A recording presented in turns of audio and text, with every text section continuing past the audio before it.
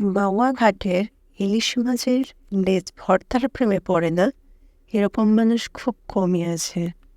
আসসালামু আলাইকুম ইমরান, আশা করি সবাই খুবই ভালো আছেন। কাছে বা দূরে যে যেখান থেকে আমার ভিডিওটা দেখছেন সবাইকে আমার নতুন ভিডিওতে আমন্ত্রণ জানাচ্ছি।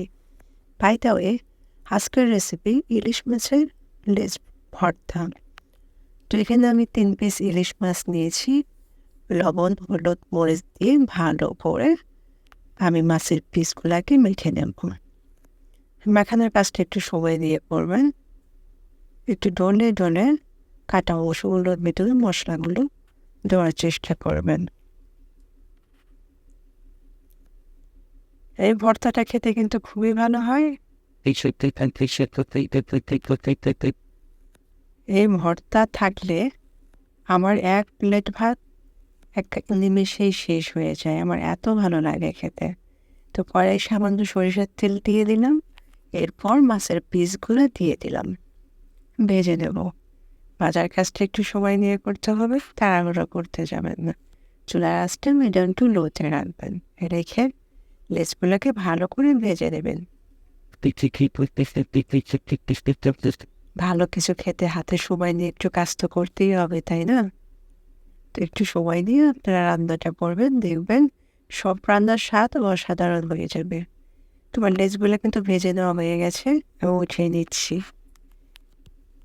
এরপর একই কড়াইয়ে আমি দিয়ে দিব পেঁয়াজ কুচি। কাঁচা পেঁয়াজও আপনারা ব্যবহার করতে পারেন, তাতে টেস্টটা আরও ভালো আসে। আমি যেহেতু কাঁচা পেঁয়াজটা খেতে পারি না, তার জন্য হালকা একটু ঝলসে নেব কড়াইয়ে। তবে যারা কাঁচা পেঁয়াজ খেতে পারেন ভর্তায়, তারা কাঁচা পেঁয়াজ দিয়ে আপনারা ভর্তাটা করবেন। এই ভর্তাটা কিন্তু কাঁচা পেঁয়াজ দিয়েই করা হয়। তো দেখতেই পারছেন পেঁয়াজটা কোনো রকম একটু ঝলসে নিলাম আর কি, কালারটা একটু চেঞ্জ হয়ে আসছে। আমি এই পর্যায়ে উঠিয়ে নেব। একই করে আমি কয়েকটা শুকনো মরিচ ভেজে নেব। শুকনো মরিচটা একদম মুচমুচে করে ভেজে নিতে হবে। এখানে ছোট্ট একটা টিপস, শুকনো মরিচ ভাজার সময় আপনারা কখনো বোটাটা ছাড়িয়ে দেবেন না, তাহলে শুকনো মরিচটা মুড়মুড়ে হতে যাবে না। আমার সবগুলা উপকরণ কিন্তু ভেজে নেওয়া হয়ে গেছে। এবার আমার ভর্তা বানানোর পালা। তো এখানে খুব সাবধানে আপনার ইলিশ মাছের লেজগুলা থেকে কাটা আলাদা করে নিতে হবে। কাজটা কিন্তু সময় নিয়ে অবশ্যই করতে হবে, কারণ মাছের ভিতরে কাঁটাটা যদি থেকে যায় তাহলে ভর্তাও কিন্তু কাঁটাটা থেকে যাবে। আর ভর্তায় কাঁটা থেকে গেলে ইলিশ মাছের কাঁটা কিন্তু অনেক বাজে একটা জিনিস, আপনার অনেক প্রবলেম হতে পারে। তার জন্য কাজটা একটু সময় নিয়ে করবেন। অনেক ভালো করে হাত দিয়ে মাছের কাঁটাগুলো বেছে নিয়ে দেবেন। তো এখানে দেখছেন আমি কাঁটা চামচ দিয়ে মাছের যে মাঝখানের কাঁটাটা সেটা আগে বের করে নিচ্ছি। বের করে নেওয়ার পর খুবই ভালো করে আমি মাছের কাঁটাগুলো হাত দিয়ে বেছে নিয়েছি।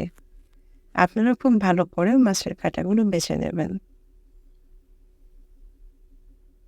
এরপর আমি যে ভেজে রেখেছিলাম না শুকনো মরিচ, ওটা মোটা ছাড়িয়ে নিয়ে নেব। সবগুলো উপকরণ আমি একটা বাটিতে নিয়ে নিয়েছি। আমি আবার ভর্তা বানাবো। এইখানে যে তেলটা আমি দিলাম সেটা কিন্তু আপনার সেই ইলিশ মাছের ভাজার যে তেলটা ছিল সেই তেলটা ইউজ করেছি। অবশ্যই আপনারা সেই তেলটা ইউজ করবেন, তাহলে ভর্তার টেস্ট অনেক ভালো আসবে। এই ভর্তা খেতে এত ভালো লাগে, যারা খেয়েছেন তারা তো জানেন, আর যারা খাননি তাদের জন্য একবারের জন্য অনুরোধ জানাচ্ছি, আপনারা ভর্তাটা বানিয়ে খাবেন। তো ভালো থাকবেন সবাই, আমার দেখা হবে নতুন কোনো রেসিপিতে। আল্লাহ হাফেজ।